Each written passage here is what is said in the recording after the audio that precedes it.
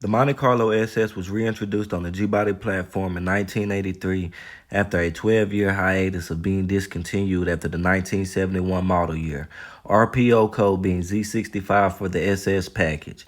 Thank NASCAR for your iconic Monte Carlo SS Gbodies.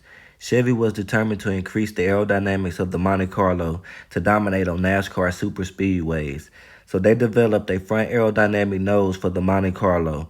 Honestly, NASCAR is one of the reasons the GM G-Body platform is the best car platform ever created. They were used in Generation 3 of NASCAR when body panels were still purchased through the manufacturer, which is arguably one of the best generations, if not the best besides the heydays of the 60s, where manufacturers were able to make big cubic inch, high horsepower monsters with little to no regulations, with terms like there's no replacement for displacement coming to mind. But with Generation 3 stock cars' reduced 110-inch wheelbase, the G-Body Monte Carlo was perfect and found itself amidst the second era war between GM and Ford, which had to extend to the production models to meet stock car regulations, with terms like what wins on Sunday sells on Monday coming to mind. Chevy used the new designed aerodynamic front clip and reintroduced the Monte Carlo SS in '83, with only two colors being available, white and dark blue, with most being white. Engine being a high output L69 305 cubic inch 5-liter 4-barrel V8, rated at 175 horsepower and 240 foot-pounds of torque, backed by a 3-speed automatic.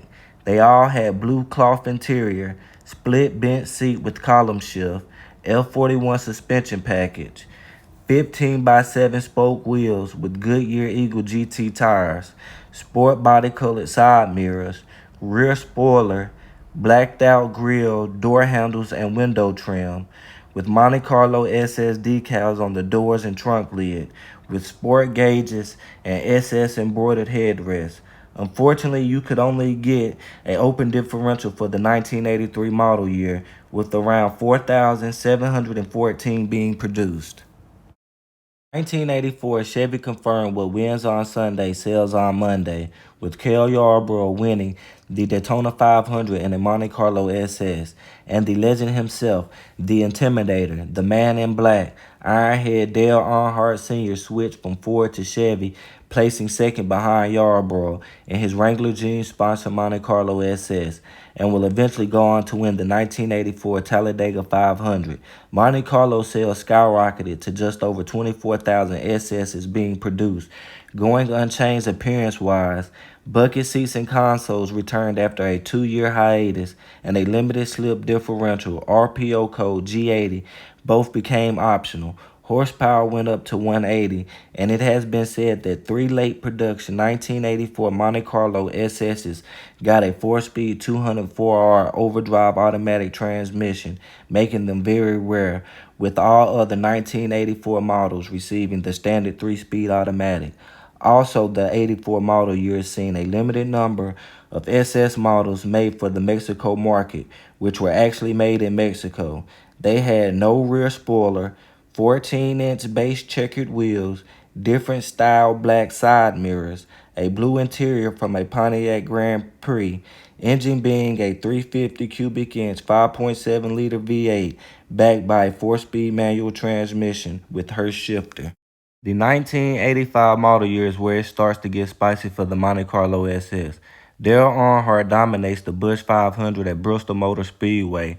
The new 204R 4-speed automatic along with stiffer 373 rear gear ratio becomes standard on SS models. The dark medium blue gunmetal color was dropped, which is pretty rare and sought after today. Silver, maroon, and black was added to the option list with the already existing white, along with a striped decal. Buyers could choose from either gray or maroon cloth interior. SS sales increased to 35,484 in 1985. In 1986, the Monte Carlo SS remained unchanged, except for a new set of 5-spoke wheels, third brake light, and new aero side mirrors.